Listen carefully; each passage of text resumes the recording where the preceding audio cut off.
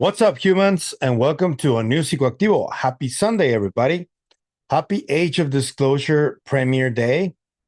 In Austin, Texas, the South by Southwest Festival had its premiere of Dan Farah's The Age of Disclosure. There were a number of people there that attended the premiere that are known within the UFO community. There's a picture that I used for the thumbnail here that only shows 5 of them.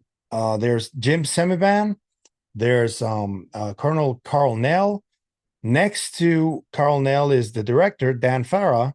There's Tim Gallaudet, there's Dr. Hal Puthoff, and then there's Dr. Garry Nolan. But at the premiere, there were a number of people, even those who are not that known in the community, who attended. There was Jay Stratton, who was head of the UAP task force. There was Commander David Fravor. There was Nick Gold from NASA, who also worked with Mr. Robert Bigelow. There was Ryan Graves. There was Representative Tim Burchett. There was Dr. Eric Davis amongst the crowd, and a number of other people from the military and the intelligence community that are not public. I am going to try and get 2 of those people that are not very well known. One of them is, and the other one is not even known. I'm trying. I hope I can make it happen. But before the movie was shown, there was this introduction, courtesy of Mr. Kent By on X. Just like 2 minutes or so. This is what Mr. Dan Farah said right before the movie was presented. Here it is. Let's talk about this movie. I've been talking about this movie for a while. To say that this film is provocative is a little bit of an understatement. It's one of these films that is going to get discussed endlessly, and that's certainly been how it is in our office. We talk about it pretty much every single day, and I have been dying for more people to see it so I could talk about it with all of you. You've made a wonderful choice to be in this theater today. It's an incredible subject. I think some of us think we might know things about it, and some people think that they don't believe things about it, but this film is probably going to make you feel a new some kind of way. It's absolutely fascinating, it's troubling, it's a stark reminder that we got to keep watching these skies and maybe some other places too. And it's just a thrill to present this film. Please help me welcome Dan Farah, the director of Age of Disclosure.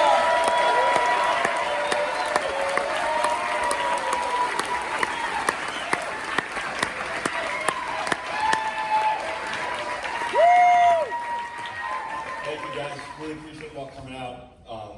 I couldn't be more excited to be back at South by. The last time I was here at the Paramount was in 2018. We premiered Steven Spielberg's Ready Player One here. I was one of the creators of that film, and it was an amazing life experience. So getting to be back here at the Paramount for the first showing of my directorial debut is a pretty surreal experience. Thank you for making this happen in South by. I made this film in secrecy the last 2.5 years, which will make a lot more sense once you see it. You'll understand why. So as a result, you guys are the very first audience in the world to see this film, and cannot wait to hear what you think and for it to start some much needed conversations around this topic. So yeah, that's it. But I also want to say stick around after. A number of the people from the film are here with us today, and they're going to be joining me for Q&A after. So I'd love for you all to stick around and enjoy that. Yeah. You're definitely going to want to stick around. The Age of Disclosure world premiere!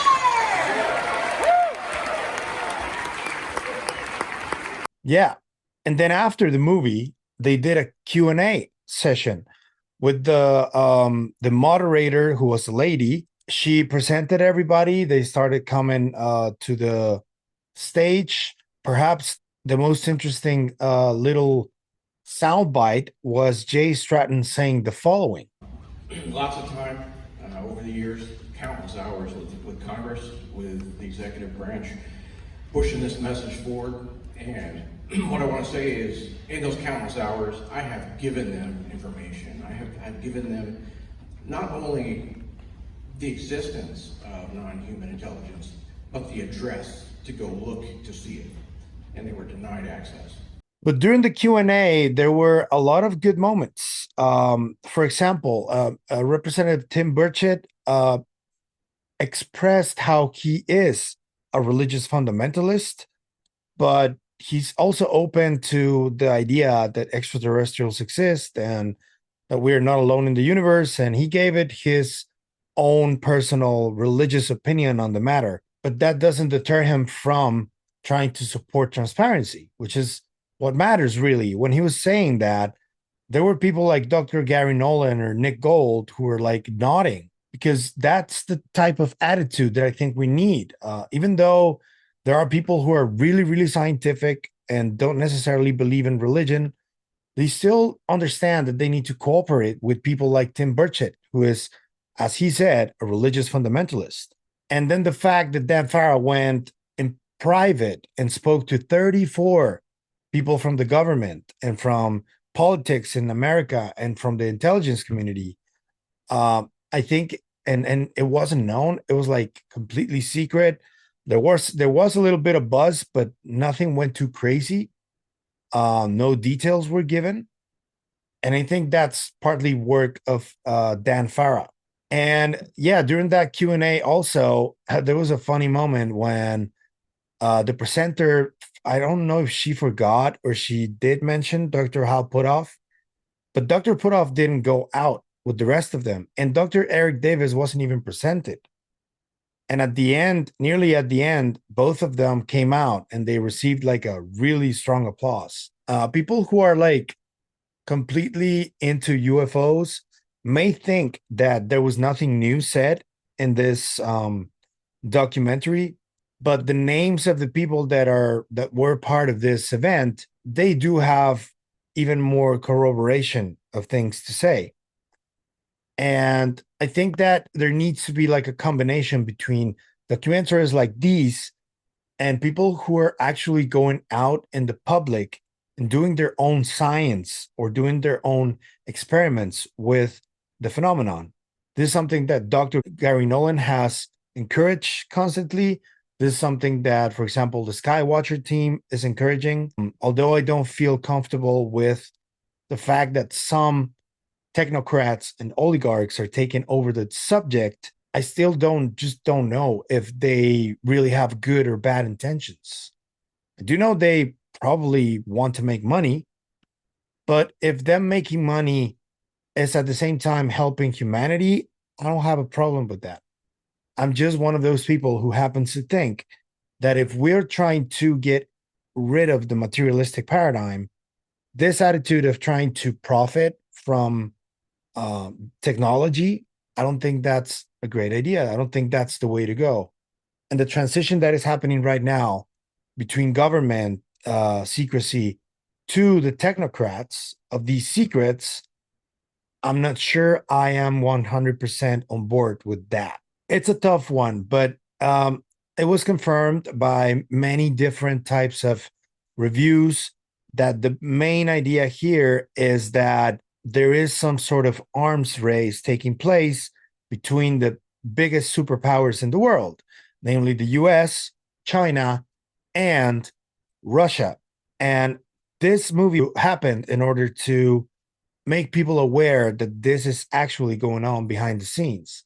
This alleged arms race, which is, if you think about it, because they want to frame it as even worse than the atomic bomb, we don't really know if that's the case, but if there's some sort of energy that is just as disruptive scientifically and to reality as the atomic bomb was back in 1945, there's no telling what could happen if this is known to the public, like catastrophically, as people have been warning.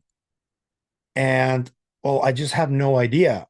So we won't know until we get there, I guess. People can say whatever they want. They can complain whatever they want.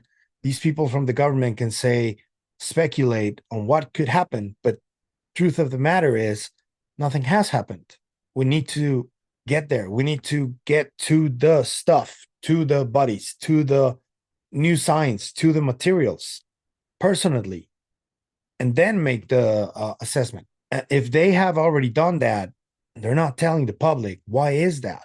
You know, I know that Dr. Garry Nolan is going through injuries of people who have suffered some sort of radiation from these. And not a lot of the information that he comes across in his investigation is known to the public. So I guess that taking the best steps means that probably people who are involved in this should start to be a little bit more transparent and sharing what they found more openly and prominently. Hopefully, this documentary does that a little bit. I haven't seen it myself. The reviews are a little mixed. Variety was the one that made arguably the most negative review of them all. It's not negative as in he said something bad about it. He said that the documentary was very well made and that the people in it, namely the people from the government, are convincing. But the truth of the matter is that over nearly 80 years, there hasn't been a lot of actual, like, palpable physical evidence to corroborate anything. All the video that we got that is sanctioned by the government is not that good. And we need something better than that. If it's not video, because right now the AI revolution is kind of messing that up, it could be just physical evidence like the Nazca mummies, for example. And I just want to point out the little irony that we're getting some physical evidence in terms of these Nazca mummies, and there's a bunch of people that talk about having spheres in their possession that are like either made of stone or some other material.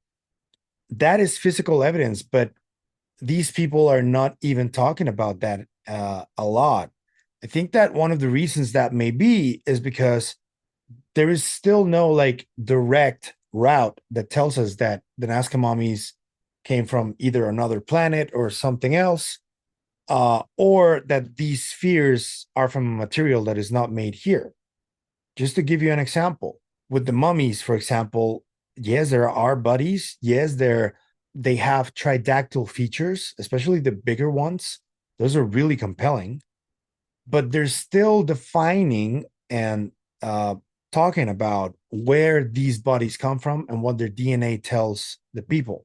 I've had a few interviews with people that talk about this DNA potentially coming from places in Asia and another type of DNA that is not known. But that's as far as we go in the scientific process that we are in right now. We can't yet say these came from a place, or, you know, it's difficult. The evidence that shows that at least part of them are from here, not necessarily from another place. So we're still looking into that, but that is physical evidence. And with this, you got people from the government who are respected, yeah, but it's kind of hard to just say, yeah, what they're saying is true, because what they're saying needs to be shown, not told, you know. Hopefully this documentary does a push to get that. I think that if people keep saying that it is compelling, more people are going to pay attention. The Hollywood Reporter also has like a really, really blunt title. The In the Wire review was way more positive than the other two. So I'm going to leave every review that I can find in the description. But let me know what you think. And I'm also going to leave that Q&A from Mr. Kent Bai, where some of the people involved in the film do a Q&A with the viewers. So you guys can check it out too. One more thing, in terms of distribution, because I know everybody wants to know when this is coming out. Today was March 9th, was a premiere at the festival at the Paramount Theater. The same theater will have a different screening at 6 p.m. Central Standard Time on March 11th. So, but in terms of watching it online, we got platforms like Plex, which is listing the streaming release date as March 14. But this is likely just a placeholder. It's the same story over at the streaming platform Movie. And then the largest rumors, which are just rumors, is that The Age of Disclosure will stream on Netflix or Amazon Prime Video, which is where James Fox's The Program is also streaming. But there is no actual release date now, just that placeholder. But it is encouraging that a placeholder is 5 days from now. So we're probably going to see this film relatively soon. I hope so. If you like the content you see, I'm going to ask you to please like, share, comment, subscribe, hit the bell icon so you can get notified when a new video drops. If you want to support the channel in any other way, I'm going to leave a few links in the description. Take a pic. Thank you for the support. You can also become a member on our members channel and support us on the KGRA website. We're on every feed of the KGRA company every Friday. Thank you for the support, everybody. Let me know what you think, and I'll just keep covering whatever I can find here about these reactions of the film. Surely there's going to be more coming out that is going to be interesting to cover, and I'll keep you guys informed. That's it for me today on this video. I hope you liked it, and I'll see you guys in the next one. Remember, stay curious. Bye.